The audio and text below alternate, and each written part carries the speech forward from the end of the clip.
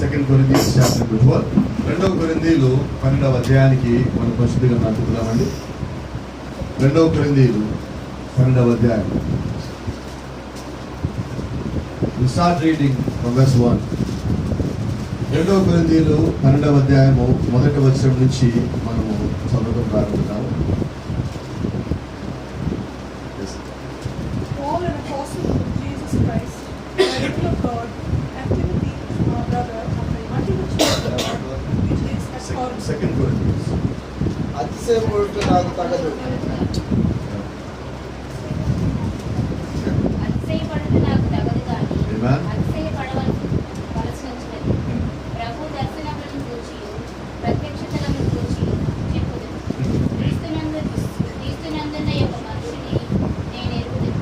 అతడు 14 సంవత్సరముల క్రిందట 3వ ఆకాశమునకు కొనుక్కోబడెను. అతడు శరీరంతో కొనుక్కోబడెను, నేను ఎరుగుదును. శరీరం లేక కొనుక్కోబడెను, నేను ఎరుగను. అది దేవునికే తెలియదు.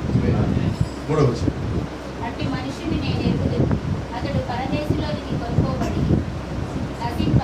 వంచింప శక్యము కాని మాటలు వినడు, ఆ మాటలు మనుష్యుడు పడగకూడదు. Shall we read in English? It's not expedient for me, doubtless to glory. I will come to visions and revelations of the Lord. I knew a man in Christ about 14 years ago, whether in the body I cannot tell, or whether out of the body I cannot tell. God knoweth. Such an one caught up to the third heaven. I knew such a man, whether in the body or out of the body I cannot tell. God knoweth. Amen. May Lord add His blessing to the reading place. God bless you. Please be seated. చదువుకున్న వాక్యాన్ని ప్రభువైన దేవుడు దీవించి మాట్లాడుతున్నాడు. హల్లెలూయా. Glory. మరి దేవుని చిత్తం అయితే రాత్రి ఒక చిన్న అంశం మాట్లాడుతున్నాం. మరి పాస్టర్ గారు వాళ్ళ దారిలో ఉన్నారు. ఈరోజు ఆరాధనలు 2 ఆరాధనలు చూసుకొని వస్తున్నారు. కొంచెం టైం ఉంది. మరి వాళ్ళు వచ్చేలోపు సైన్యాన్ని పూర్తి చేసుకున్నాం. హల్లెలూయా. ఎంతమంది ఇక్కడ ఉన్నారు? సరిపోవట్లేదు నాకు. మరి ఒక చిన్న అంశం మాట్లాడుకున్నాం. పెద్దది కాకపోవచ్చు బహుశా. ఈరోజు దేవుని చిత్తం అయితే గాడ్స్ వార్నింగ్. గాడ్స్ వార్నింగ్ ఏంటంటే దేవుని యొక్క హెచ్చరిక. Warning of God. Praise the Lord. దేవుడు ఎవరికి వార్నింగ్ ఇస్తాడండి? ఆయన మంచోడికి వార్నింగ్ ఇస్తాడు, చెడ్డోడికి వార్నింగ్ ఇస్తాడు. ఇద్దరికి ఇస్తాడు. అయితే వార్నింగ్ లో తేడా ఉంటుంది. వార్నింగ్ లో ఉన్న వెయిట్ లో తేడా ఉంటుంది. అంతేగాని ఆయన వార్నింగ్ ఇచ్చేది. ఇప్పుడు అపోజిట్ పౌలుకి ఆయన వార్నింగ్ ఇచ్చాడు. లోకంలో ఉన్న అవిశ్వాసులకు కూడా ఆయన వార్నింగ్ ఇస్తున్నాడు. విశ్వాసులకి వార్నింగ్ ఇస్తాడు, మీరు సరిగ్గా ఉండండి, ఇంకా సరిగ్గా ఉండండి అంటున్నారు. అవిశ్వాసులకి ఏమంటున్నారంటే మీరు సరిగా లేకపోతే నశించిపోతారు, త్వరగా సరవండి అంటున్నారు. ఇద్దరికి ఆయన వార్నింగ్ ఇస్తాడు. అయితే దేవుని యొక్క వాక్యం ఏమి సెలవిస్తుందంటే 2 అంచుల వాడేని ఖడ్గమండి వాక్యం. రైట్? అది 2 రకాలుగా పనిచేస్తుంది. మాత్రం ఒకటే. అయితే అది ఎక్కడ కొయ్యాలో అక్కడ కోసేస్తా ఉంటుంది, ఎక్కడ కట్ చేయాలో అక్కడ కట్ చేస్తా ఉంటుంది, ఎక్కడ సరి చేయాలో అక్కడ సరి చేస్తుంది. దేవుని యొక్క వాక్యమే ఉండదు. అయితే నన్ను సరిచేయి ప్రభువా అని లోబడినప్పుడు దేవుడు అక్కడ కార్యం చేస్తాడు. ఈ రోజు అదే మాట్లాడుకుంటున్నాం. అపోస్తలుడైన పౌలు అంటాడు, క్రీస్తు నందున్న ఒక మనుషుని నేను ఎరుగుదును. అతడు 14 సంవత్సరాల కిందట 3వ ఆకాశం కొనుక్కోబడను. అతడు శరీరంతో కొనుక్కోబడను లేదో నేను ఎరుగను, శరీరం లేక కొనుక్కోబడను నేను ఎరుగను. అయితే దేవునికి ఎరికై ఉన్నది. అయితే అట్టి మనుషుని నేను ఎరుగుదును. అతడు ప్రదేశంలో కొనుక్కోబడి వచ్చింప శక్యము కాని మాటలు విను. ఏంటంటే వచ్చింప శక్యం అంటే ఏంటి? పలకకూడని, నాట్ టు స్పీక్. ఇప్పుడు ఆ మాటలు ఉన్నది అనుకో. ఇప్పుడు దేవుడు మాటలు మనం ఎందుకు వింటున్నామండి? 2 ఉద్దేశాలు. ఒకటి, నువ్వు సరిచేయబట్టడానికి. 2, ఇంకొకటి చెప్పడానికి. నువ్వు విన్నదానికి మెయిన్గా ఈ కాలం మొదటి యొక్క ఉద్దేశం ఏంటంటే ప్రకటన గ్రంథం 10:8 ప్రకారం 8 నుంచి ప్రకటన గ్రంథం 10:8 నుంచి 10:11 వరకు ఏమన్నదంటే నువ్వు విన్న వాటిని, నువ్వు తిన్న వాటిని మళ్ళా ఇంకొకరికి వెళ్ళి చెప్పాలి. సో ఇప్పుడు మన డ్యూటీ ఏంటంటే we have to repeat the message. విన్న మాటని నువ్వు మళ్ళా ఇంకొకరికి చెప్పాలి. అయితే అపోస్తలుడైన పౌలు అంటున్నాడు, అక్కడ నేను విన్నాను కానీ ఆ మాటలు ఎవరికి చెప్పకూడదని వార్నింగ్ ఇవ్వడు. అంటే విన్న అన్ని చెప్పకూడదు మనం. అవునా? షూర్. దేవుడి మాటలు విన్నామని చెప్పకూడదు ఎవరికి? అయితే దేవుడు ఎవరికి పర్మిషన్ ఇచ్చారో వాళ్ళు చెప్పాలి. ఇప్పుడు ఒక స్త్రీ వచ్చి దేవుడు నాతో మాట్లాడాడు, నేను ప్రసంగం చేయమన్నాడంటే మనం ఏమంటాం? చేయకూడదు. ఎందుకంటే దేవుడు ఆల్రెడీ వార్నింగ్ ఇచ్చాడు. దేవుడు ఆల్రెడీ వార్నింగ్ ఇచ్చిన తర్వాత కూడా నువ్వు వెళ్ళి ప్రసంగం చేస్తామంటే నువ్వు దేవుడి పక్షాన ఉండలేదు, కానీ దేవుడి పక్షాన ఉన్నానని చెప్పుకుంటూ దేవుడికి వ్యతిరేకమై ఉన్నావు. ఈ రోజు దేవుని యొక్క వాక్యం విని వాక్యానికి అనుకూలంగా లోబడకుండా కానీ మనం జీవించినట్లయితే దాని ఒక అర్థం ఏంటంటే నువ్వు వాక్యాన్ని తోసేసి నువ్వు అక్కడ జీవిస్తావు. కాబట్టి నీ జీవితము కాదు. నీ జీవితం ఏమైందంటే క్రీస్తు యొక్క విరోధ జీవితమై ఉంది. ఒక మాట చెప్పండి, వాట్ ఇస్ యాంటీ క్రైస్ట్? క్రీస్తు విరోధం అంటే ఎవరండి? వాక్యం ప్రకారంగా జీవించడం, వాక్యం వ్యతిరేకంగా జీవించడమే. దీనిలా ఉండకుండా వ్యతిరేకంగా ఉండటమే. వాక్యం అవునంటే నువ్వు కూడా అవునలా, వాక్యము కాదంటే నువ్వు కూడా కాదలా, వాక్యము చెయ్యి అంటే నువ్వు చెయ్యాలి, వాక్యం వద్దంటే నువ్వు మానేయాలి. అది గమనించండి. అయితే దేవుడు ఎలాగిస్తాడు వారిని? ఈరోజు మన ప్రశ్న అదే, అక్కడి నుంచి మనం ప్రారంభించుకున్నాం. ప్రజలో ఉదయం కొనసాగింపు నేను మాట్లాడతాను. నువ్వు ఏదైనా ఒక పని చేస్తున్నప్పుడు దేవుడు నీకు మొట్టమొదటి హెచ్చరిక చేస్తాడు. ఆ హెచ్చరిక ఎలా ఉంటుందంటే డోంట్ డూ దట్, నువ్వు ఆ పని చేయొద్దంట. అయితే దేవుని స్వరం నీతో చాలా మెల్లగా మెత్తగా మాట్లాడుతుంది.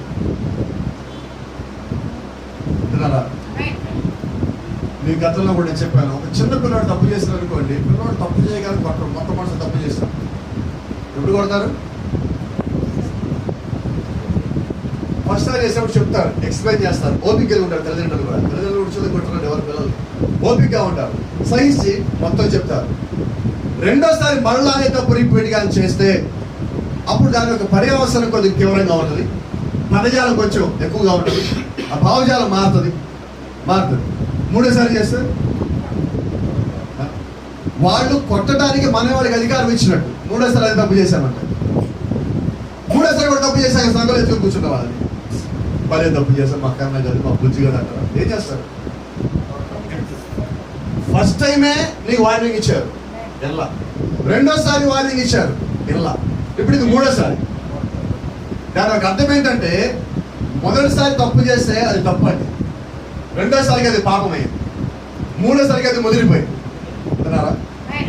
మరి బైబిల్ చెప్తా ఉంది, లేదంటే సైన్స్ చెప్తా ఉన్నది, లేదంటే ప్రపంచం చెప్తా ఉన్నది, తొండ ముదిరితే అవసరం వెళ్ళవుతాడు. అంటే అది రంగులు మార్చడానికి అవార్డుపడింది. Chameleon will change colours. So ఇక్కడ కూడా ఏం జరుగుతుందంటే దాన్ని ముదిరిపోయింది అది. వింటున్నారా? అయితే ఈరోజు బైబిల్లో వచ్చి ఒక క్యారెక్టర్ మీకు చూపించబోతున్నారు. అంటే ఒక క్యారెక్టర్ దేవుడు వార్నింగ్ ఇచ్చినా, లేకపోతే దేవుని యొక్క వాక్యం వార్నింగ్ ఇచ్చినా నీ జీవితం కానీ అలాగా లేదు అంటే దానికి అర్థం ఏంటంటే దేవుడు నీ జీవితానికి ఒక ముగింపనిస్తాడు. ఆ ముగింపు ఎలా ఉంటుంది అంటే స్మూత్గా ఉండదు. ఎలా ఉంటుంది? చాలా హార్డ్గా ఉంటుంది. ఎందుకు రా బాబు నేను జీవితం జీవించే స్థితికి దేవుడిని తీసుకుని వదిలిపెడతాడు. నువ్వు దేవుని వాక్యానికి లోబడినప్పుడు ఎంత గొప్ప ధన్యత ఇచ్చాడు దేవుడు నా జీవితానికి. అర్థం ఒకటే జీవితము, లోబడని జీవితము, లోబడని జీవితము. Surrender heart, unsurrender heart. Everywhere wherever you go, if you find any unsurrendered heart, then they will find dangerous. ఎక్కడైనా కానీ సమర్పణ లేని హృదయం గారు ఉన్నట్లయితే అక్కడ అపాయం ఉంటుంది. ఎటువంటి అపాయమైనా, ఎందుకంటే సమర్పణ లేదు కదా. దేవుని వాక్యానికి నువ్వు లోబట్టమన్నదే లేనప్పుడు నువ్వు ఎంత విన్నా ఏం ప్రయోజనం ఉన్నదా? ప్రయోజనం లేదా? నువ్వు ఎంత గొప్ప డాక్టర్ దగ్గరికి వెళ్ళినప్పటికీ, ఎంత గొప్ప డాక్టర్ దగ్గర నువ్వు ఉన్నప్పటికీ కూడా ఆ మెడిసిన్ నువ్వు వాడినప్పుడు ఎలాంటి ప్రయోజనం ఉంటుందా? No use of it. ఎంత గొప్ప నువ్వు దేవుడిని కలిగి ఉన్నప్పటికీ, ఎంత గొప్ప వర్తమాన పుస్తకం నువ్వు పట్టుకున్నప్పటికీ అది నీ లోపల పనిచేయనప్పుడు దానివల్ల ఎలాంటి ప్రయోజనం లేదండి. Praise Lord. Is it right? ఇది చెప్పేది నిజమేనా? ఆమేన్. అయితే ప్రవక్త ఒక వర్తమానం ఉన్నది, the falling apart of the world, చిన్న భిన్నమై కూలిపోచున్న ప్రపంచము అన్న వర్తమాన ప్రవక్త మాట్లాడుతున్నారు. Anything that pulls you away from that is wrong. వాక్యం నుంచి నేను ఏదన్నా కానీ బయటికి లాగుతా ఉన్నది అంటే అది తప్పై ఉన్నది. వాక్యం నుంచి బయట ఏంటి తెలుసా? తప్పు అయినది మాత్రమే బయటికి లాగుతుంది, వేరే ఏది రాదు. హల్లెలూయా. అయితే ప్రవక్త చూడండి, that is a falls Messiah, A falls anointing. వాక్యం నుంచి నువ్వు బయటికి రా, నువ్వు ఇలా కూడా జీవించు, నువ్వు ఎలాగున్నా కూడా పర్వాలేదు అని చెప్పేది ఏంటంటే అబద్ధపు క్రీస్తు, అబద్ధపు మెస్సయ్య అదే. ఇంకా కరెక్ట్గా మాట్లాడితే అబద్ధపు అభిషేకం కూడా అదే. ఈరోజు నేను దేని కింద ఉన్నానని తెలియాలంటే నేను చేసే పనులు తెలిసిపోతాయి. నువ్వు కలిగి ఉన్న కిరీటం ఏంటో నువ్వెవరో తెలియజేస్తావు. మనం మాట్లాడుకున్నాం, నీతిగా జీవించేవాడు వాడు మంచోడు రా అంటాం, వాడి కిరీటం అది. వాడు తప్పు చేయడం రా అంటాం, అది వాడికి ఉన్న కిరీటం అది. మాట చెప్పలేండి. మా ఇంట్లో మేము గతంలో ఈ క్రిస్టియన్లోకి వచ్చిన కొత్తల్లో వస్తూ ఉన్నప్పుడు కొత్తల్లో 33 మంది అనాథ పిల్లలు మా ఇంట్లో పెంచున్నాం. 6 years ఉన్నారు ఇంచుమించు మా ఇంట్లో. వాళ్ళని పోషించడానికి కూడా మేము ఉద్యోగం చేయాల్సి వచ్చింది, సంపాదించాల్సి వచ్చింది. 33 మంది పిల్లలు, దాంట్లో అర్ఫాన్స్, సెమీ అర్ఫాన్స్ ఉన్నారు. అంటే తల్లిదండ్రులు లేని వారు, ఎవరో ఒకరు తల్లిదండ్రులు ఉన్నవాళ్ళు, ఏదో కేసుల్లో వాళ్ళ గొడవలు ఈ గొడవలోనో, లేదంటే తల్లిని తండ్రి చెప్పేసి జైలుకి వెళ్ళిపోతే పిల్లలు అనాథలు అయిపోయారు అంటే ఉన్నారు. అయితే అనాథలు, లేదంటే తాతల్లోనో అమ్మమ్మలో తాతలు ఎవరో ఒకరు ఉండిపోయి అనాథలు ఉన్నారు. అటువంటి వాళ్ళందరూ మేము ఒక ప్రాంతం నుంచి తీసుకొచ్చి మా ఇంట్లో పెట్టుకున్నప్పుడు ఆ పిల్లలు మా ఇంట్లోకి వచ్చిన మొట్టమొదటి రోజు ఎలా ఉండేవాళ్ళు అంటే నేను చెప్పలేండి. ప్లేట్లో మొత్తం భోజనం పెట్టాం. భోజనం మొత్తం తినేసాక నేను అడిగేవాడిని, భోజనం తిన్నామంటే నాకు పెట్టలేదన్నా. ఇక్కడి నుంచి వచ్చాడు అక్కమ్మ, అక్క పేరు వెంకట, నాకు వెంకట, బాల వెంకట, ఇద్దరు పిల్లలు. వాళ్ళ నాన్న వాళ్ళ అమ్మని కొట్టి కొట్టినప్పుడు తలకంతా వెళ్ళిపోయి ఆమెకి షుగర్ నాకు పిచ్చిపోయి చూపించినాను. అలాంటి మా దగ్గర పిల్లలు పెట్టి ఆమె చనిపోయిన తర్వాత అయితే 2 పిల్లలు వేరే ఒకళ్ళు దత్తత తీసుకున్నారు. అదే సంఘాన్ని చెప్తున్నాను, నాకేం పెట్టలేదండి వాడు. ఎలా ఉండేది అని ఇప్పుడే తిన్నాడు. సరే పిల్లలు ఆడుకోమని వాళ్ళు బొమ్మలు ఇచ్చేవాడు. ఆ బొమ్మలు ఎవరికి దొరికిన వాళ్ళు తీసుకుని వెళ్ళిపోయాడు. సాయంత్రం కదా బొమ్మలు ఉండే కదా, దొంగతనం చేసేవాడు. మా దగ్గరికి వచ్చేపాటికి వాడుకున్న అలవాటు. కొద్ది రోజులు మా దగ్గర, కొన్ని ఏళ్ళు మా దగ్గర ఉన్న తర్వాత వాడు ఇళ్ళకి వెళ్ళినాడు. ఇళ్ళకి వెళ్తే ఒక సిస్టర్ నా పేరు వెంకట, జ్ఞాపకం పేరు లావణ్య, వివేక అని చెప్పి ఒక ఆమె ఉంటుంది. మా ఇంట్లో పిల్లలకి వంట చేసేవారు. వాళ్ళ పిల్లలు కూడా మా దగ్గరే ఉండేవారు. ఆ ఏరియాలో వాళ్ళు ఉంటున్నప్పుడు ఒకరోజు వీళ్ళ పిల్లలు వేరే ఒక ఇంటికి వెళ్ళి ఉంటారు. మా దగ్గర నుంచి బయటికి వెళ్ళిపోయారు. 2 ఏళ్ళ తర్వాత దగ్గర సంఘటన చెప్తారు. ఈ పిల్లలు మా ఇంటికి వచ్చి, మీ పిల్లలు మా ఇంట్లో ఏదో దొంగతనం చేశారన్నారు. అయితే ఆ రోజు ఇంట్లో లేదు, బయటికి ఎక్కడికి వెళ్ళింది. పిల్లలు ఆడుకోవడానికి వాళ్ళ ఇంటికి వెళ్ళి ఉన్నారు. ఆ పిల్లలు ఏదో దొంగతనం చేశారంటే చుట్టుపక్కల ఉన్న ఏరియా వాళ్ళు మొత్తం వచ్చి, వాళ్ళు అపోస్తల్ స్కూల్కి వెళ్ళే పిల్లలు వాళ్ళు దొంగతనం చేయరని చెప్పి సాయంకాలానికి ఏం తెలియదంటే ఆ పిల్లలు దొంగలు కాదని తెలియదు. వాళ్ళు ఇక్కడి నుంచి వెళ్ళినప్పుడు దాన్ని పూర్తిగా మానేసి వెళ్ళిపోయారు. మేము ఇక్కడికి వచ్చాక అయితే వాళ్ళకి నేర్పించాం. చిన్న చిన్న పిల్లలు, 5 ఏళ్ళ పిల్లలు, 7 ఏళ్ళ, 9 ఏళ్ళ, 10 ఏళ్ళ పిల్లలు. ఫస్ట్ మైండ్ దొంగతనం చేసేవాళ్ళు. వాళ్ళు మొట్టమొదటి చూసారు, వాళ్ళ సమస్య ఏంటో కనుక్కున్నాం. అది వాళ్ళ ఇంట్లో వాళ్ళది, వాళ్ళు ఉన్న ఏరియా ప్రభావం చెప్పి తెలుసుకున్నాం. నిదానంగా దాన్ని మార్చుకుంటూ వచ్చాం. ప్రతి కాలానికి వాళ్ళు ఇప్పుడు పూర్తిగా నిజమే చెప్పారు. వాళ్ళకు కూడా చెప్పాను, ఏం జరిగినా నిజం చెప్పు. నువ్వు అబద్ధాలు ముందు చెప్పి లాస్ట్ నిజం చెప్తే దెబ్బలు ఎక్కువ పడతాయి. అదే ముందే నిజం చెప్తే, నువ్వు నిజాయితీగా ఉన్న నిజంగా చెప్తే నేను దెబ్బలు కొట్టకపోగా నేను వాళ్ళు మెచ్చుకోవచ్చాను. ఒకసారి నిజం చెప్పి ఇంకోసారి అది చేయమాక వదిలిపెట్టచ్చాను. హల్లెలూయా, ప్రైజ్ ది లార్డ్. దేవుని నామానికి మహిమ కలుగును గాక. గ్లోరీ. దీనికి నేను చెప్పేది ఏంటంటే, నీ మీద ఏ అభిషేకం ఉన్నదో అదే అభిషేకం పనిచేస్తుంది. చూడండి, the brother has such anointing. అది ఆ వ్యక్తి మీద ఆ అభిషేకం ఉంది, ఈ వ్యక్తి మీద ఏ అభిషేకం ఉందని చెప్తారు. వాట్ కైండ్ ఆఫ్ అనాయింటింగ్, ఇటువంటి అభిషేకం ఉన్నది అని అంటున్నాడు. Hitler had an anointing. Hitler తెలుసా మీకు? హిట్లర్ మీద ఒక అభిషేకం ఉండదు. ముస్సోలినీ మీద ఒక అభిషేకం ఉండదు. కార్ల్ మార్క్స్ మీద ఒక అభిషేకం ఉన్నది. అంటే మనుషుల్ని చంపే వ్యక్తి మీద ఒక అభిషేకం ఉంటుంది. ఒకడు మానసికంగా మనుషులు చంపుతాడు, ఒకటి శారీరకంగా మనుషులు చంపుతాడు, ఒకడేమో ఒక కులపు వారిని చంపుతా ఉంటాడు, ఒక మతం వారిని, ఒక దేశం వారిని, ఒక భాష వారిని చంపాలి. అది కూడా అభిషేకమే. ఏం అభిషేకం అంటే బైబిల్ చెప్తారు, దయ్యం అభిషేకం. వాక్యమైన అభిషేకంగా నువ్వు కలిగి ఉంటే నువ్వు ఏమి కలిగి ఉన్నావు నువ్వు అదే ఇస్తావు. నేను ఎప్పుడు చెప్తా ఉంటా, మీరు ఒక డాక్టర్ పక్కన ఒక సంవత్సరం పాటు తిరుగుతూ ఉన్నారనుకోండి, ఎవరికైనా తలనొప్పి వచ్చిందంటే మీరు డాక్టర్ దగ్గర పోవక్కర్లా, మీకు ఏ మెడిసిన్ వాడాలో తెలుసు. మీ ఇంట్లో ఎవరికైనా తలనొప్పి వస్తే మీరే మెడిసిన్ చెప్తారు, ఇది వాడమంటారు. ఎందుకని మీరు డాక్టర్తో పాటు ఉన్నారు. అదే ఒక పోలీస్తో పాటు మీకు 2 ఏళ్ళు ఉన్నట్లయితే డిపార్ట్మెంట్లో ఉన్న కేసులు ఆ సెక్షన్లు ఎలా ఉండాలి ఎలా ఉండదు మొత్తం మీకు లా తెలుసు. లాయర్తో పాటు ఉంటే ఆ సంగతులు మీకు తెలుసు. అదే ఒక దొంగతో పాటు ఉంటే చెప్పండి ఏమొస్తుంది మీకు? ఒక వ్యభిచారితో పాటు ఉంటే, ఒక మోసగాడితో పాటు ఉంటే, శ్రీ కాల ప్రవక్తాడు నువ్వెవరో నాకు తెలియాలంటే నీ గురించి నాకేం చెప్పొద్దు, నీ స్నేహితుడు ఎవరో నాకు చెప్పు, నీ ఎవడని చెప్తానంటాడు. 5 నిమిషాలు నాతో గడుపు, నీ ఎవడని చెప్తానంటాడు. ఏంటి అర్థం? వారి యొక్క అభిషేకం నీ మీద పనిచేస్తుంది. If it is not anointed with the word and vindicated every word to be true, leave it alone. ఒకవేళ నీ వాక్యం అభిషేకించబడిపోయినట్లయితే, దేవుని యొక్క వాక్యాన్ని ప్రతిదానిగా చూపించకపోయినట్లయితే దాన్ని అలా వదిలేసేయండి. అది వాక్యము కానిదై ఉన్నది కాబట్టి దాంతో నీకే సంబంధం లేదు. హల్లెలూయా. Praise the Lord. అంటే ఇప్పుడు దేవుడి యొక్క ఉద్దేశం ఏంటో ఇక్కడ ప్రవక్త మనకి తెలియజేస్తున్నాడు. దేవుని వాక్యంతో పాటు ఉండేవాళ్ళు వాక్యంతో పాటు ఉండని వాళ్ళు. వాక్యము కలిగి ఉన్నప్పుడు నువ్వు వారి కోసం ప్రయాసపడు, కష్టపడు, ప్రార్థించు, నువ్వేమైనా చెయ్యి, అక్కడికి ఫలితం ఉంటుంది. వాక్యంతో పాటు నిలబడిన వాళ్ళ గురించి నువ్వు ఎంత ప్రయాస చేసినా కానీ దాని ఒక మాట్లాడతాం మనం తెలుగులో, బోర్డులో వచ్చిన పన్నీరు విలువైనదే. అయితే ఎక్కడ వచ్చాం? బూడిద రాసుకోగా. కాబట్టి నువ్వు పడిన ప్రయాసం మొత్తం వ్యర్థమైపోయినది. ఇప్పుడు చూడండి, ఒకసారి మనము బైబిల్లో మనకు బాగా పరిచయం ఉన్న వ్యక్తి ఉన్నాడు, ఆయన పేరు శాంసన్ అండి. వాస్తవానికి ఏంటంటే శాంసన్కి భూమి మీద వివాహము జరగదు. కానీ శాంసన్ దేనికోసం ప్రయత్నం చేశాడు? తిరునాథ్ వెళ్ళాడు, అక్కడ ఒక అమ్మాయిని చూశాడు, నేను పెళ్లి చేసుకుంటా అన్నాడు జాగ్రత్తగా. తర్వాత అక్కడి నుంచి ఇంకొక ప్రాంతానికి వెళ్ళాడు, గాజా, అక్కడ ఒక ఆమెను చూశాడు, ఆమెతో పాటు ఉన్నాడు, ఒక వేసిని కలుసుకున్నాడు వెళ్ళి. తర్వాత ఇంకో చోటికి వెళ్ళాడు, అక్కడ ఇంకొక ఆమె చూశాడు, ఢిల్లీలో చూశాడు, నేను ఆమెతో పాటు ఉంటాను. ఎన్ని అవకాశాలు ఇచ్చాడు దేవుడు?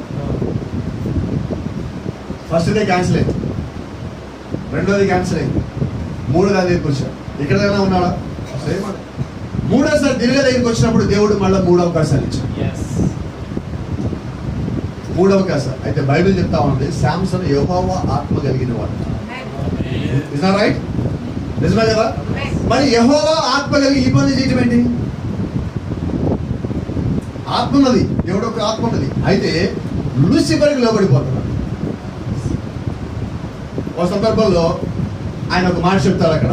ఆయన అనే మాట ఏంటంటే, దేవుని వాక్యం యొక్క పరిచయం చేసేటప్పుడు ఎంతో బలంగా శాంసన్ పరిచయం చేస్తున్నాడు. వాక్య పరిచయం అయిపోయిన తర్వాత ఆ సమయం వచ్చేసరికి శాంసన్ ఏం చేస్తాడంటే ఆ కత్తి తీసుకొచ్చి పక్కన పెట్టి ఆ ప్రపంచానికి, లోకానికి దాసులైపోతున్నాడు. వాక్యంలో ఉన్నంతసేపు, దేవుడు ఆత్మ ఉన్నంతసేపు అతను మంచి బయటరే, మంచి యోధుడే. ఆ ఆత్మకి పోగానే, దేవుడు అతను చెప్పిన పని పూర్తిగా అయిపోగానే ఇతరులోంచి మళ్ళీ ఆ పాత పురుషుడు బయటకు వస్తాడు. సో ఇప్పుడు అతని విశ్వాస, కాపాడేవాడా, న్యాయాధిపత, రాజ ఏమై ఉన్నాడు? అవిశ్వాసికి అతనికి ఏమైనా తేడా ఉండదు. ఇప్పుడు చాలా మంది అనుకుంటారు కేవలం చర్చిలో ఉన్నప్పుడు నేను మంచిగా ఉండగలుగుతాను. అత్యంత పెద్ద వేషధారితనం అదే, అత్యంత పెద్ద వేషధారితనం అదే. నువ్వు చర్చిలో ఎలాగైతే జీవించినావు, ఇక్కడికి వచ్చాక దేవుడి దగ్గర మాట చెప్తా ఉన్నప్పుడు దేవుడి మాటల హృదయాన్ని తాకిని అని చెప్పి నువ్వు ఎలాగైతే ఒక రకమైన సంతోషం కలిగి ఉన్నావో, దేవుడు నాతో మాట్లాడుతూ చెప్పి ఒక విధమైన అనుభూతిని నువ్వు కలిగి ఉన్నావో, నువ్వు బయటికి వెళ్ళినప్పుడు, ఇంట్లో ఉన్నప్పుడు, పనిలో ఉన్నప్పుడు, ఉద్యోగంలో ఉన్నప్పుడు, వ్యాపారంలో ఉన్నప్పుడు, నువ్వు ఎక్కడ ఉన్నా నువ్వు అలాగే జీవించవలసి ఉన్నది. అదే రకమైన ఆలోచన నువ్వు కలిగి ఉండవలసి ఉన్నది. నువ్వు అలాగున్నప్పుడే అప్పుడు క్రీస్తు సంబంధివి. అలాగున్నప్పుడు చెప్పు, ప్రభువైన యేసుక్రీస్తు రక్షకుడని. దేవుడు నాకు ఆ పని చేశాడంటే ఈ పని చేశాడు, ఎస్ సార్ ఆయన చేస్తాడు, ఆయన చేసే దేవుడే. నువ్వేం చేశావు? What you have done? దేవుడి కొరకు నువ్వేం చేస్తున్నావు? సరే, ఆయన కొరకు కూడా పక్కన పెట్టు. నువ్వు నిజంగా నిలబడటం కొరకు నువ్వేం చేస్తున్నావు అంటున్నావు. ఏమన్నది? శాంసను దేవుడిచ్చిన గొప్ప ఘనతని సాక్ష్యాన్ని పోగొట్టుకున్నాడు. శాంసను పుట్టే ముందు ఆ గర్భంలో ఉన్నప్పుడు మనోహ దగ్గరికి వచ్చిన దూత శాంసన్ తల్లిదండ్రులే కాదు, మనోహకి వాళ్ళు వార్నింగ్ ఇచ్చారు. ఎవరు వార్నింగ్ ఇచ్చారు తెలుసా? ఇతను రాక్షసం ఉన్నాయి కానీ మధ్యలో ముట్టకూడదు, ఇతని తల మీద మంగళి కట్టి వేయకూడదు.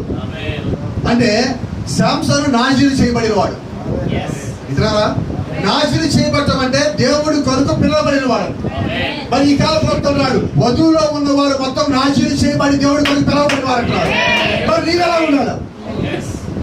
నీవెలా ఉండాలి? మరి అదే అభిషేకం నీ మీద పనిచేయాల. దేవుడు నువ్వు ఏమై ఉండాలని కోరుకుంటున్నాడో నువ్వు దానికే లోబడి ఉండాలా, నువ్వు దానికే కట్టుబడి ఉండాలా, నువ్వు ఆయన చెప్పింది మాత్రమే చేయాలి. అపోస్తలుని పౌలు చూడండి, వాస్తవంగా ప్రవక్త మాట్లాడతాడు 12వ అధ్యాయం గురించి. అపోస్తలుని పౌలుని దేవుడు పైకి పిలిచినప్పుడు ఈయనతో పాటుగా ప్రకటన రాసిన యోహాను కూడా పైకి వచ్చున్నాడు. ఆ ప్రకటన రాసిన యోహానుతో 7 ఉరుములు ఉరిగినప్పుడు అవి రాయిపోతామంటే దేవుడు అంటున్నాడు, యోహాను వాటికి ముద్రై, అవి ఎవడు పలకకూడదు, అవి ఎవడు వచింపకూడదు. ఆ మాటలు పౌలు కూడా అంటున్నాడు. యోహాను రాస్తున్నాడు, రాసిన యోహాను చెప్పడానికి వీల్లేదు, విన్న పౌలు మాట్లాడడానికి వీల్లేదు. ఆయన ఏమంటున్నాడు? ఏ మనుష్యుడు వాటిని పలకకూడదు. అంటే ఎవరు పలకాలి? ఎవరు పలకాలి? మరి ఏంటంటే ఈరోజు చాలా మంది బ్రహ్మాం చెప్పారు, 7 అంటారు, 7 గురించి బ్రహ్మాం చెప్పారంటారండి. ఎవరు చెప్పినది? దేవుని యొక్క ఆత్మీయతని బయలుపరచాలి, వేరేవాడు మనుషుడు కాదు. ఆయన స్పష్టంగా చెప్తున్నాడు, ఏ మనుషుడు వాటిని పలుకకూడదు. ఏ మనుషుడు ఆ శరీరాన్ని దేవుడు వాడుకుంటాడు, ఆ శరీరంలో ఉండి దేవుడు మాట్లాడతాడు. కాబట్టి ఈ రోజు 7 ముద్రలు కానీ 7 ఉరుములు కానీ అంత ప్రత్యేక ఎందుకు సంతరించుకున్నాయి అంటే అది దేవుడి ద్వారా బయలుపరచబడి. ఇంకో సంగతి ఇక్కడ మనం టాపిక్ గమనించాల్సింది, పౌలుకి దేవుడు అక్కడ వార్నింగ్ ఇచ్చాడు, యోహానికి దేవుడు అక్కడ వార్నింగ్ ఇచ్చాడు. ఆ వార్నింగ్ వాళ్ళు లోపడ్డారు కాబట్టి బైబిల్ వాళ్ళు పరిశుద్ధులుగా రాయబడ్డారు. ఈ రోజు అదే దేవుడు మనల్ని వార్నింగ్ ఇస్తున్నాడు. ఆయన అంటున్నాడు, ఎన్నడూ నాకు వచ్చిన దర్శనమునకు అవిధేయుడినై నేను ఉండక. దర్శనం లోబడి ఉన్నానండి, దర్శనం దాటిపోలేదు అంటున్నాడు. ఒకసారి పేతుడిని వ్యవహారాన్ని పిలిచి, అదిగో బేతని బేత్పేగా ఉన్నది కదా, దానికి ఆపోజిట్ లో ఒక ఊరు ఉన్నది, ఆ ఊరికి వెళ్ళి మీకు అక్కడ కట్టబడిన ఒక గాడిద ఉంది, అక్కడ పక్కన గాడిద పిల్ల ఒకటి ఉంటుంది, దాన్ని తీసుకుపోండి అని చెప్పినప్పుడు వాళ్ళిద్దరు వెళ్ళి యేసుక్రీస్తు ఏం చెప్పాడో వాళ్ళు అదే చేసుకొని వచ్చారు. అంటే యేసు చెప్పిన బాటికి వాళ్ళు లోబడ్డారు, వాళ్ళు అదే పని చేసుకుని వచ్చారు. వాళ్ళకి ఏ అడ్డంకి రాదా? ఎందుకంటే ప్రవక్త అంటున్నాడు, యేసుక్రీస్తు తన దర్శనంలో ముందుగానే ఆ గొర్రె పిల్లని చూశారంటున్నాడు, ఆ గాడిద పిల్లని చూశారంటున్నాడు. మరి ఒక గాడిద పిల్లని దేవుడు దర్శనంలో చూసినట్లయితే మరి మనం చూసాడా? నిస్సత్వం చెప్తున్నాడు. దేవుడు నన్ను చూశారంటే మనం ఎలా ఉండాలి? అసలు ఎంత సంతోషంగా ఉండాలి. దేవుడు నన్ను చూశారంటే అది మామూలుగా చుట్టం కాదండి, ఆయన యొక్క దర్శనంలో. దర్శనం ఎక్కడ వస్తాడో తల్లా వస్తుంది. అంటే ఇప్పుడు మనం ఎక్కడ ఉన్నామంటే ఆయన కలగలినప్పుడు, ఏదైనా దర్శనం చూసినప్పుడు ఆయన యొక్క మనసులో, ఆయన యొక్క ఆలోచనలో మనం అక్కడ నుంచి దేవుడు మనల్ని చూశాడు కాబట్టి మనల్ని లోపల పిలుచుకున్నాడు. మరి నిజంగా ఆయన యొక్క దర్శనంలోగా నిన్ను చూసినట్లయితే నీ యొక్క జీవితం ఎలా ఉంటుందంటే తెరిచిన పుస్తకం లాగా, రాకేసిన ఫోన్ లాగా. చూడండి ఇద్దరు ఎలా ఉండదండి, మొబైల్ ఫోన్ లాక్లు ఒకే ఇంట్లో ఉంటారు, మొబైల్ ఫోన్ లాక్లు ఉంటాయి. ఏంటి లాక్లు? ఏమన్నాయి లోపల? ఏ సీక్రెట్లు? పిల్లల ఫోన్కి లాక్లు ఉంటాయి, ఆ లాకులు తల్లిదండ్రులు తెలియవు. తల్లిదండ్రుల ఫోన్కి లాక్లు ఉంటాయి, ఆ లాకులు పిల్లలు తెలియవు. దాని ఒక అర్థం ఏంటంటే ఇద్దరి దగ్గర సీక్రెట్లు ఉన్నాయి. ఏ సీక్రెట్ లేకపోతే నీ ఫోన్ లాకెందుకు? నువ్వు దేవుడికి పిలిచిన విశ్వాసం అయితే నీ మొబైల్ ఫోన్ లాకెందుకు కూడా చెప్పడం. ఒక మాట చెప్పండి నాకు ఎందుకు. What is the purpose locking your mobile? అంటే నీ మొబైల్లో ఏదో ఉన్నది, ఆ ఉన్నదాన్ని ఎవరు చూడకూడదు చెప్పి దానికి లాక్ పెట్టున్నాం. నిజమేనా? ఇంకా ఆమెలు రావు ఆమెలు పంపలేదు. ఏంటి కారణం? ఇది చూస్తే వాళ్ళని ఏమనుకుంటారు? ఫర్ ఎగ్జాంపుల్, ఇప్పుడు ఈ మొబైల్లో ఏదో ఉన్నది, some X, some Y, some Z, something is there in this mobile, right? ఇప్పుడు దీని లోపల ఉన్నది దీనికి లాక్ పెట్టి ఉన్నాను అంటే దాని అర్థం ఏంటంటే ఇది దీని లోపల రావడానికన్నా ముందుగా ఇది ఇక్కడ ఉన్నది. ఇది ఇక్కడ ఉండి దీని లోపల కూడా ఉండదంటే ఇక్కడ నేను యాక్సెప్ట్ చేశాను. అర్థమవుతుందా? దీనికి నువ్వు భూసంబంధమైన లాకేసావు, ఇక్కడ లాకేస్తున్నావు. అయితే ఇది నీ ఇంట్లో వాళ్ళు చూడకపోవచ్చేమో, నీ బంధువులు స్నేహితులు చూడకపోవచ్చేమో, నీ ఇరుగు పొరుగు వాళ్ళు చూడకపోవచ్చేమో. అయితే చూసేవాడు ఎప్పుడో చూస్తున్నాడు. అక్కడ నీకు ఏ లాక్ పెట్టి ఆపగలవు? నువ్వు ఆపగలవా? ఆయన నుంచి దాక్కోగలవా? No sir, you can't able to do that. నువ్వు ఎంత చేసినా ఆయన చూడగలడు. ప్రభుత్వం ఒక మాట చెప్తున్నాడు. ఎందుకని మనం ఒక్కొక్కసారి రహస్యం గురించి మాట్లాడుతూ ఉన్నామంటే, ఒక స్త్రీ ఆమె ఎంత మంచిదైనప్పటికీ కూడా, ఎంత విధేయురాలిగా ఉన్నప్పటికీ కూడా, తన భర్త పట్ల ఎంతో నమ్మకము, ప్రేమ, యథార్థంగా ఉన్నప్పటికీ కూడా, ఆమె ధరించుకున్న వస్త్రధారణ వల్ల రోడ్డు మీద ఆమె వెళ్ళేటప్పుడు ఆమె వాళ్ళని చూడకపోయినప్పటికీ కూడా, ఆమె కానీ సరైన వస్త్రాలను కలిగి లేకుండా ఉన్నప్పుడు ఆమెను ఎవరన్నా కానీ మోహభావంతో కానీ చూసినట్లయితే ఆమె కూడా తీర్పులోకి వస్తుంది. ఆమె తప్పు చేయాల. ఆమె యొక్క వస్త్రధారణ ఎలా ఉందంటే వేరే వాళ్ళని ఆకర్షించే విధంగా ఉంది. కాబట్టి ఆమె కూడా తీర్పులోకి వస్తారని ప్రభుత్వం. అంటే ఎలా ఉండాలి? నేను భర్త లోపల నాకు ఎవరు ఆలోచన గారండి, మంచిదే, ఎస్ ఐ బిలీవ్ యూ. అయితే నా భర్త లోపల అన్నప్పుడు నీ భర్తకి నువ్వు లోపడినట్లుగా నీ యొక్క జీవితంలో వేరొక వ్యక్తి నిన్ను ఆ విధంగా చూసినట్టుగా నీ ఒక్క వస్త్రాలుగా నువ్వు ధరించావు. దానికి అర్థం ఏంటంటే దాన్ని నువ్వు తెలియకుండా ఎంకరేజ్ చేసినట్టు. దానికి నువ్వు అక్కడ పరలోకానికి వచ్చి ఆ తీర్పు నిలబడాలి. ఇంకో మాట అంటున్నాడు, ఆమెను ఆ విధంగా చూసిన కారణం చేత ఆయన కూడా తీర్పులోకి వస్తాడు. ఏంటి దాని అర్థం? నువ్వు చేసిన పనులు కాదు, నీకున్న ఆలోచనలకు కూడా నువ్వు తీర్పులోకి రావాలి. ఎలా ఉండాలి మనం? ఇప్పుడు ఒక వ్యక్తి ఒకరిని మోసం చేయాలని అర్థం ఏంటంటే ఇతను ముందు ఎలా మోసం చేయాలో ఒక ప్లాన్ కలిగి ఉంటాడు. ఆ ప్లాన్ ఇతను ఎగ్జిక్యూట్ చేయాలి అంటే దానికి అనుకుని ఇతను కొన్ని రోజులు పని చేయాలి, అంతేనా? ఆ తర్వాత ఇతను మోసం చేయాలి అంటే ఎన్ని రోజుల పాటు నువ్వు దేవుడు యొక్క ఆత్మ దుఃఖపరిచావు? శాంసను ఆ స్త్రీ దగ్గరికి వెళ్తున్న ప్రతిసారి దేవుడు యొక్క ఆత్మ దుఃఖపడతా ఉన్నది, ప్రతిరోజు దుఃఖపడతా ఉన్నది. అయితే శాంసన్ ఏం చేశారంటే ఆమె ఉన్నప్పుడు నాకు చాలా బాగున్నది కదా, నేను చాలా సంతోషంగా ఉన్నాను కదా అని చెప్పి దేవుడు యొక్క ఆత్మ దుఃఖపడినప్పటికీ కూడా వదిలిపెట్టి తోసేసి పక్కకు వచ్చాడు. ఇప్పుడు దేవుడు ఏం చేయాలి మరి? ముందు చెప్పాడు, బైబిల్ చెప్తుంది, జాగ్రత్త జ్ఞాపకం పెట్టుకోండి. హెచ్చరిక లేకుండా దేవుడు తీర్పు తెచ్చడు. He will give you warning first, then he will go for judgment. So ఆయన మొట్టమొదటిగా హెచ్చరిక, అటు తర్వాత తీర్పు తెచ్చాడు.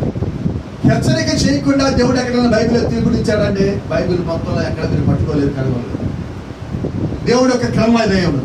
కాబట్టి జ్ఞాపకం చేసుకోండి. మనం సరిగా ఉంటే దేవుడు ఏమంటాడంటే బలానా మంచి రాసుడా, బలానా మంచి విశ్వాసి, అదిగో యోబు వంటి విశ్వాసం నాకు కావాలంటున్నాడు.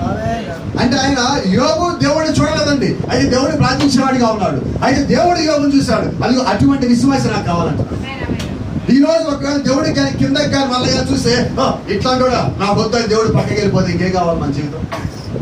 ఎందుకు మనం చర్చకు వచ్చి, ఎందుకు మనం వర్తమానం మోసి, ఎందుకు మనం ఇలా జీవించి?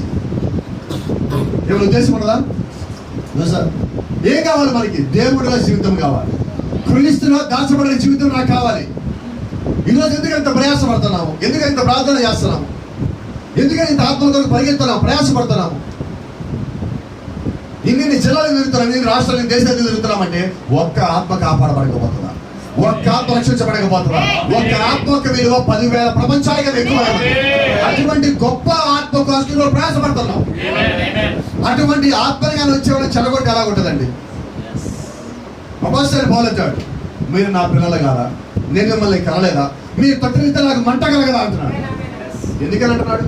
ఆ ఆత్మల భారం ఏంటో తెలిస్తే వాడికి మంట కలుగుతుందండి. ఏదో 10 మంది కోసం, డాబిసరి కోసం, నేను పాస్టర్ అని చెప్పుకోవడం కోసం కానీ పాస్టర్గా ఉన్నామంటే దానివల్ల ఎలాంటి ప్రయోజనం లేదు. ఒక పేరు కోసమో, డబ్బు కోసమో, గొప్పతనం కోసమో సేవ చేసే సేవ వర్తమానం లేదు. ఇక్కడ ఉన్నదల్లా దేవుడు యొక్క ఆత్మల కొరకు మాత్రమే, వధువు కొరకు మాత్రమే. ఈ భారమైన పరిచర్య ఉన్నది, దేవుడు చేసే పరిచర్య ఉన్నది, ఒక నిజమైన పరిచర్య ఉన్నది, అది అభిషేకం కలిగి చేసే పరిచర్య ఉన్నది.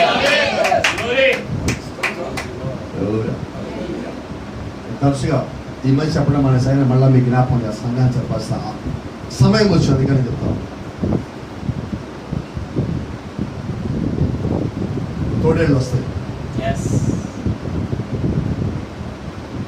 అవి చెప్తుంది నాశనకరమైనది వస్తుంది. అయితే పౌలు అంటాడు అది వచ్చిందన్న. తోడేళ్ళు వస్తాయి, కాదండి వచ్చినాయి. మొదటి సంఘకాలంలో అపోస్తలుడైన పౌలు వచ్చినాయి అన్నాడంటే 7 సంఘాలు రావా? అయితే ఇప్పుడు తోడేలు ఎలా ఉంటాయంటే మేక వన్న తోడేలు, గొర్రె చర్మం కప్పుకొని తిరిగే తోడేలు ఉంటాయి. దేవుడు ఆత్మ కలిగి ఉన్నామని చెప్పుకుంటానే వాళ్ళు ఇష్టం వచ్చినగా జీవించేవాళ్ళు కలిగి ఉంటారు.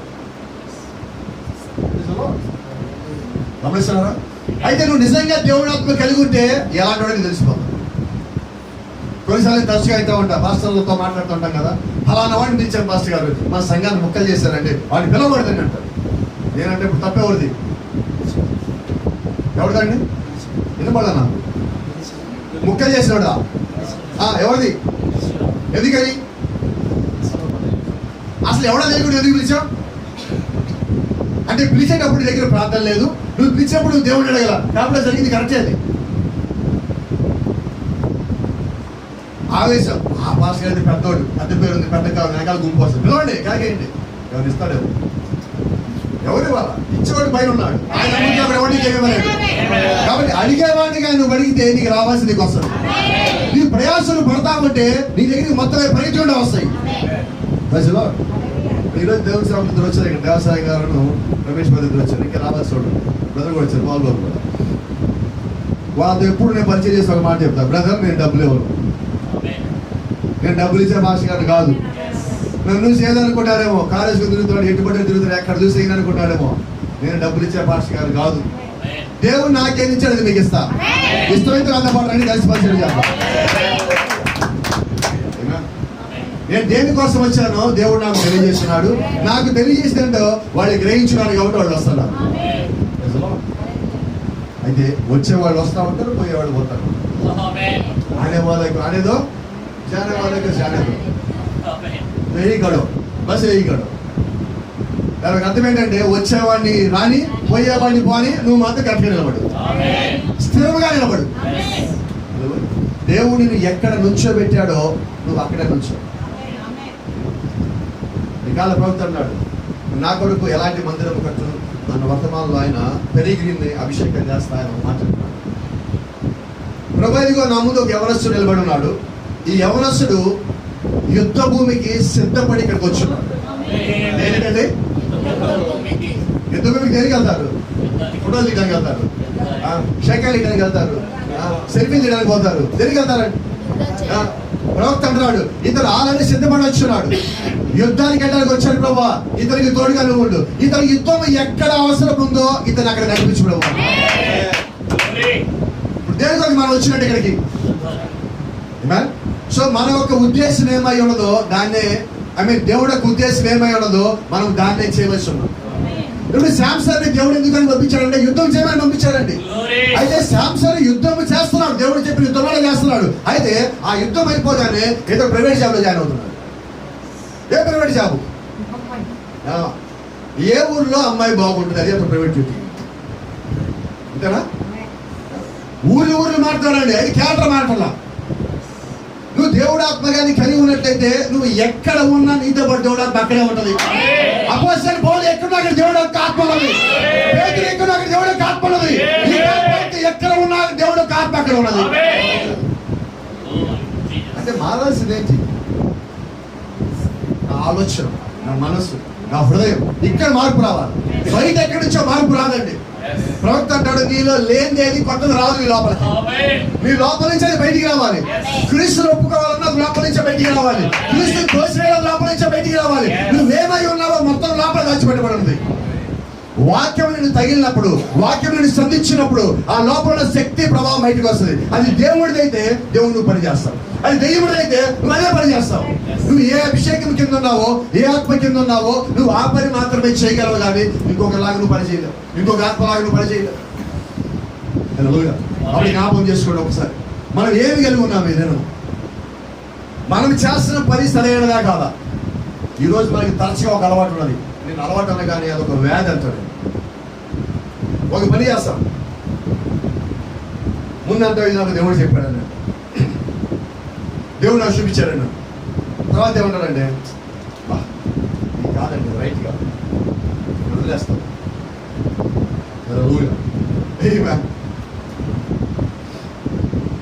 ఒక ఆయన స్టేట్మెంట్ ఇచ్చాడు పోయిన సంవత్సరం,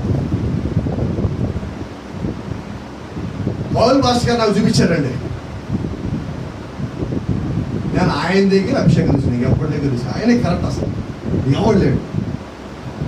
నేనన్నా ప్రభుత్వ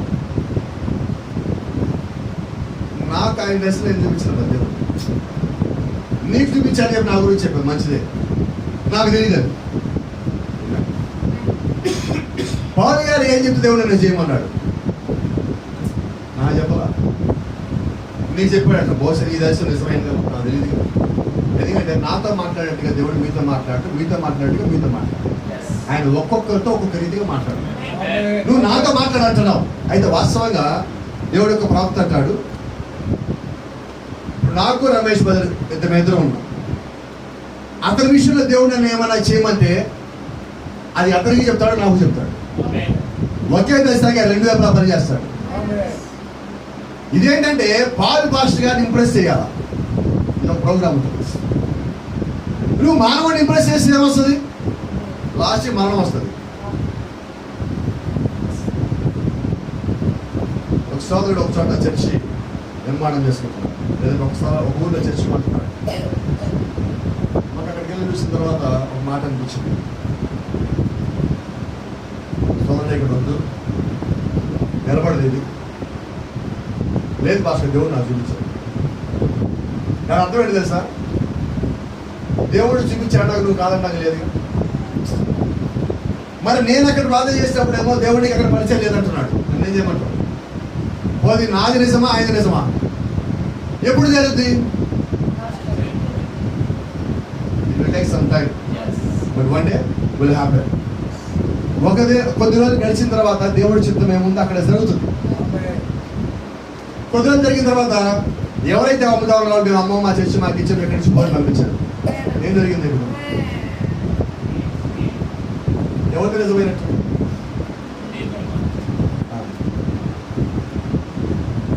ఇప్పుడు పరువు ఎవరి దగ్గర పోయింది? పాలు గారి దగ్గర పోయిందా?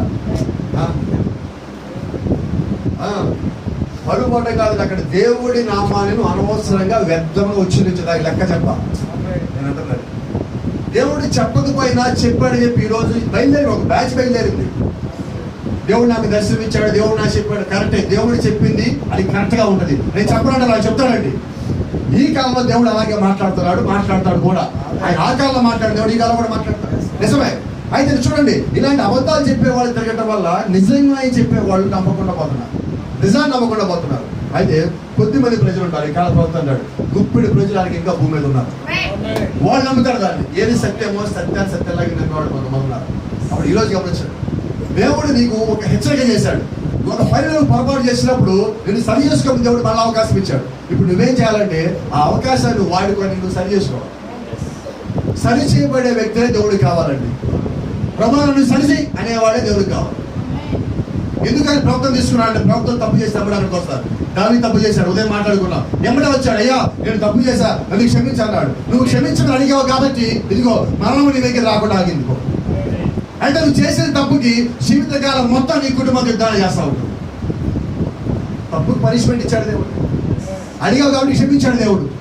ఆయన క్షమించే దేవుడై ఉన్నాడు, నువ్వు చేసిన పనిష్మెంట్ కూడా ఇచ్చే దేవుడై ఉన్నాడు. అప్పుడు జ్ఞాపకం చేసుకో. ఈరోజు నిజంగా దేవుడు యొక్క ఆ వార్నింగ్ మనగా అయినట్లయితే మనం ఎలా ఉండాలంటే దానికి లోపడాలి. ఆయన హెచ్చరిక చేశారంటేనే మనం ఆల్రెడీ ఆ బోర్డర్ని దాటామని. ఇండియాకి పాకిస్తాన్ మధ్యలో గీత ఉంటుంది, ఏంటంటే గీత పేరు LOC, లైన్ ఆఫ్ కంట్రోల్.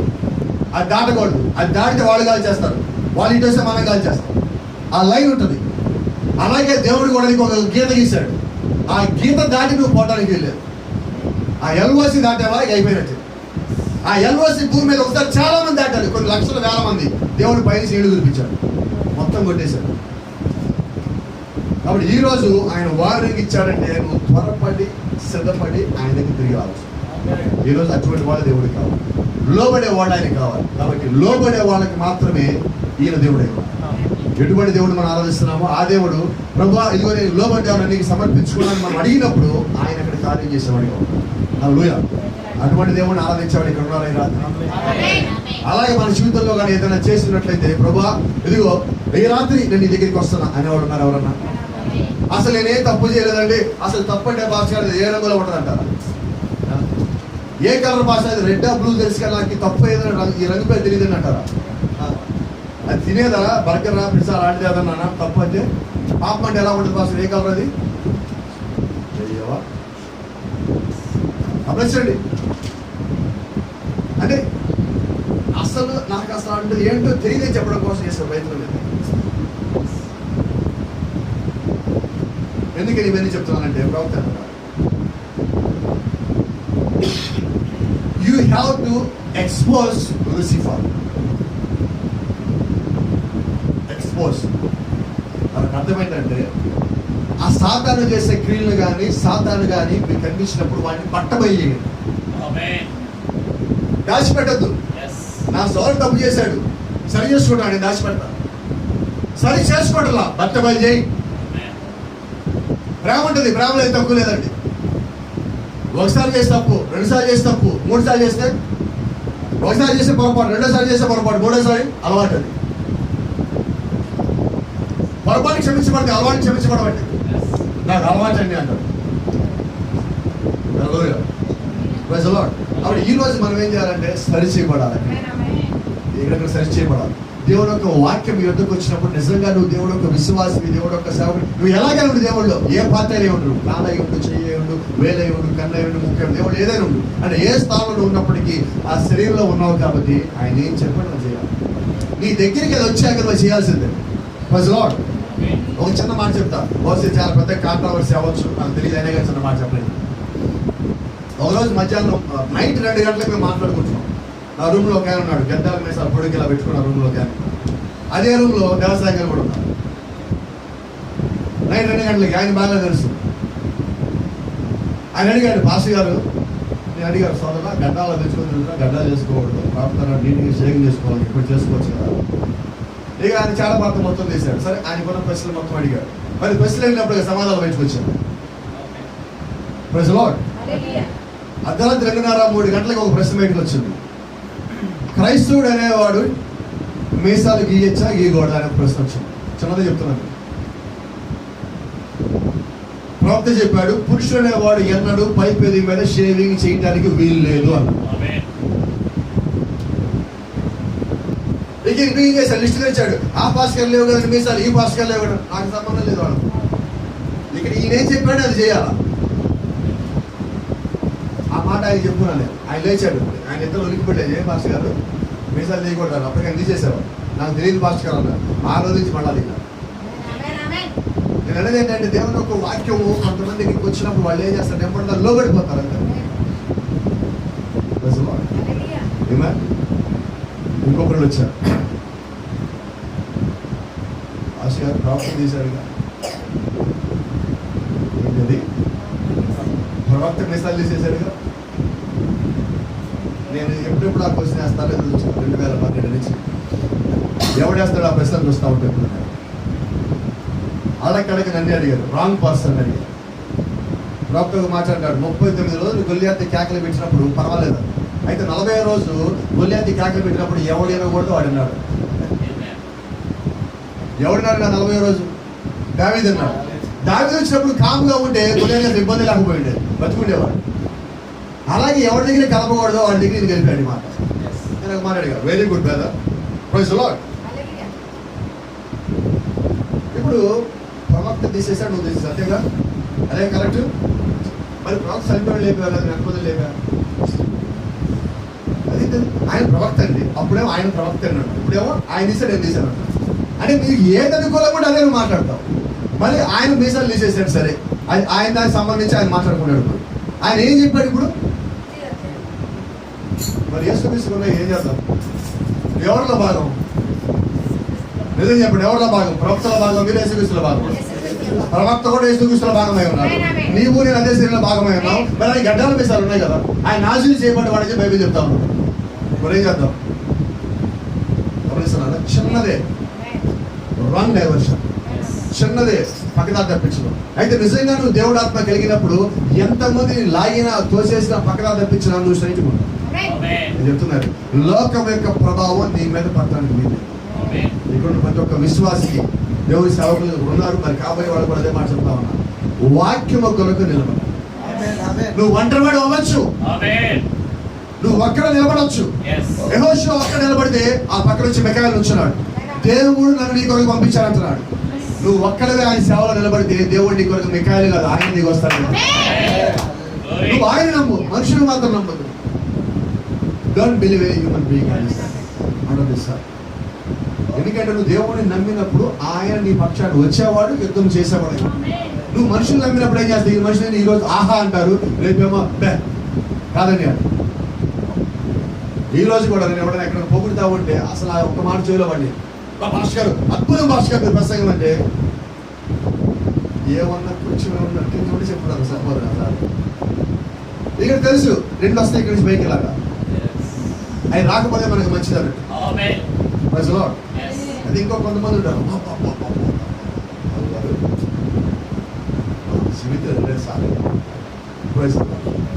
ఎందుకని? ఒకవేళ అటువంటి ప్రసంగంగా నువ్వు నిజంగా అయినుంటే ఆ ఘనత ఆయన. నేనెవడు మధ్యలో ఎంతసేపటికి మనం తీసేసుకోవాలి, మన పడేసుకోవాలి.